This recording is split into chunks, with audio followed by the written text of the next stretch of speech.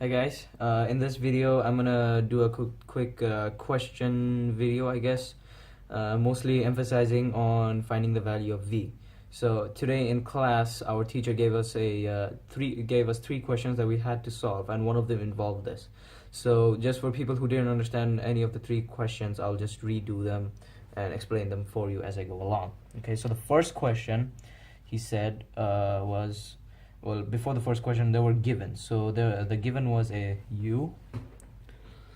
Let me just fix the brightness over here, sorry about that, should have fixed that, that's so unprofessional. Yeah, there. Okay, so u was given as 15 meters second minus 1, and the angle of projection over here was 45 degrees, so theta, you could say, equals 45 degrees. Then that was pretty much it. Yeah, and obviously g equals 9.8 meters second minus 2. Okay, so the first question he said was, at what time, so let me just write, like, at what time will height be the maximum? Okay, and for this one to solve, the one thing you need to consider, and the one key thing about this equation or this solution, is Vy equals 0. This is the one thing you have to keep in mind. Why Vy equals 0? It means your velocity on the y direction should be 0 at some point. So, like, let's say you project something upwards, and then for a moment it will have no velocity and just hover and fall back, and that moment is Vy. And so that's Vy, and then I'll put in the formula of Vy, which is u sine theta minus gt equals 0. Okay, and now we need to find the time. G we know, u we know, theta we know. Okay, and this is basically the formula we had to use. So I move g to this side, and after doing some rearranging, it will be u sine theta by g, 1.08 seconds. So what this means, at 1.08 seconds at this time, it will reach the maximum height. So more or less it is the halfway time of the projectile. And so if you count any projectile after that time, what it means is that your v will be negative, because you're moving downwards from there. Over here, your v is absolutely to the 90 degrees, and after that it starts dropping, so your v will be 90. So if you get Vy less than 0, it is fine.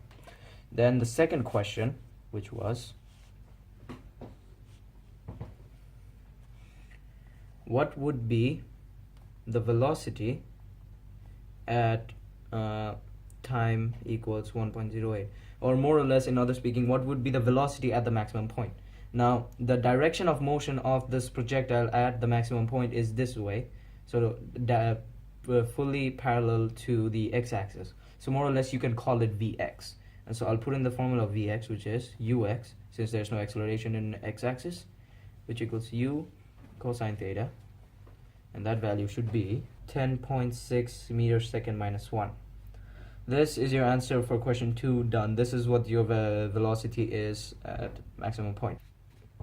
Okay, question 3 right now was the trickiest for us, or like the one that we had to think the most on, is that what would be the velocity if t equals 2? So when they say t equals 2, the first thing I have to check is t equals 2 after the maximum point or before the maximum point? Now this is very crucial, because any velocity vector before the maximum point will always be plus, and any vector after the half point will be minus. So we know that the half point is 1.08 seconds. We did this before. So t is 2 is obviously after 1.8 seconds. So if any of your values do come negative, it's fine. But some of them cannot come negative, and I'll emphasize on that in a few minutes. But let's just get on with this. Vy is split into two. Vy over here, let's say this is at 2 seconds, is split into two axes, Vy and Vx, two components, I mean. So in theory we can just use the Pythagoras theorem, because we know what Vx is, and we can find what Vx is because we know time. So I'll just input this right here. I'll input the formula of Pythagoras. V square equals Vx square plus Vy square, because here we have the hypotenuse, we have the adjacent, we have the opposite. Now Vx constant, we know that. Now Vy is what we need to work on. Vy is always changing, right? And in this case Vy can be negative, because when we're moving down this way, Vy is actually a vector that's this way, downwards, and our positive vector was upwards. So your Vy can be negative, and it is absolutely fine to have that. You can calm down. So I'll put in the formula for Vy. Vy will be u plus, what was it? U plus at. So uy, u sine theta minus gt. That is the formula for Vy. If you don't know how I got this formula, watch the first video, otherwise you will be lost. So I'll input the values. 15 times sine 45 minus 9.8 times 2. And this 2 is very crucial, because this 2 tells us at what point in the projectile do we want to calculate Vy. Okay, this is what confused me, because first I was thinking, oh, why don't we put in Vy and Vx and get the answer and find the average of that? That's wrong, because in that mathematics you can actually put in the time, and this took me a while to figure it out, but I eventually did. So I'll just find the formula value of this. My answer will be minus 8.99, and surprisingly it is minus 8.99 meters second minus 1, because first of all this is a vector quantity, you can have minus, and secondly it's minus because Vy is going downwards, and you're absolutely fine having Vy.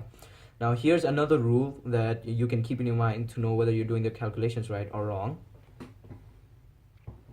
is that anything in the y component, let's say Vy, Ay, or like even height, they can be negative. Anything in the y component can be negative, because you have acceleration, you have a force opposing your motion. You may have you also have a force that's like at a certain point giving you more motion.